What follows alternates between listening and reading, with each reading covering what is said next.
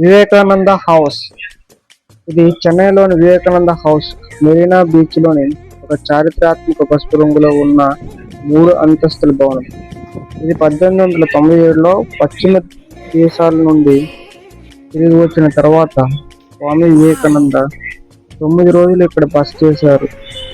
అయితే ఇక్కడ reality 3D 4D ఎఫెక్ట్లు మరియు అతని జీవితం మరియు సందేశాలను ప్రదర్శించే గ్యాలరీలు ఇక్కడ ఉన్నాయి. సందర్శిస్తే స్వామి వివేకానంద బస చేసిన గదిని చూడవచ్చు. ఇది ఇప్పుడు ధ్యాన గదిగా మరియు వేదాంత సాహిత్యంలోని ప్రత్యేకత కలిగిన పుస్తక దుకాణాల ప్రయోజకులను చేయవచ్చు. అయితే అతని యొక్క ఆదేశాలన్నీ గ్యాలరీల ద్వారా ఇక్కడ కొన్ని ఫోటోలు ఆల్బమ్ల ద్వారా ఇలా 3Dలో పెట్టి డిజైన్ గా పెట్టారన్నమాట. అయితే అతని యొక్క జీవిత చరిత్రని అక్కడ సినిమా థియేటర్ ఉంది, 3Dలో చూపిస్తారు. తర్వాత 4D ఎఫెక్ట్స్, వర్చువల్ రియాలిటీ ఇవన్నీ ఉంటుంది.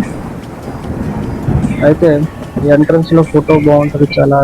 తర్వాత ఇక్కడ సంగీతము, యోగా, మెడిటేషన్, అనేక రకాలమైన సాంఘిక కార్యకలాపాలు అనేది శిక్షణ అనేది ఇస్తారు ఇక్కడ.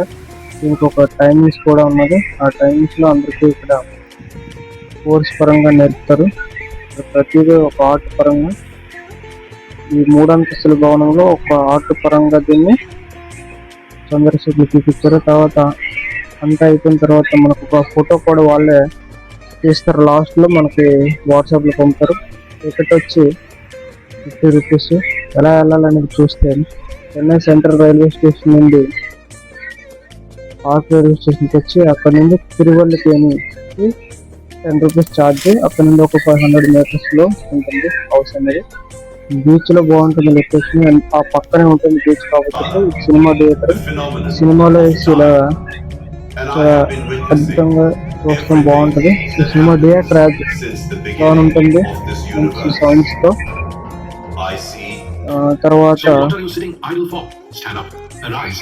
ఇక్కడ పుస్తకాలు కొనుక్కోవచ్చు స్వామి వివేకానందవి. తర్వాత అన్ని రకాలైన మఠాలు.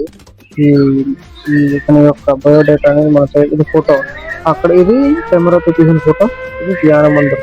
ఇక్కడ స్వామి వివేకానంద 9 రోజులు ఇక్కడ బస చేస్తారు. ఇదే మనం మెడిటేషన్ లోనికి వెళ్ళి ఒక 10 minutes పీస్ ఆఫ్ మైండ్ కోసం ఎలా కూర్చొని మెడిటేషన్ చేసుకోవచ్చు. సో మనసు చాలా ప్రశాంతంగా ఫ్రీగా ఉంటుంది. సో వీడియో నచ్చితే లైక్ చేయండి.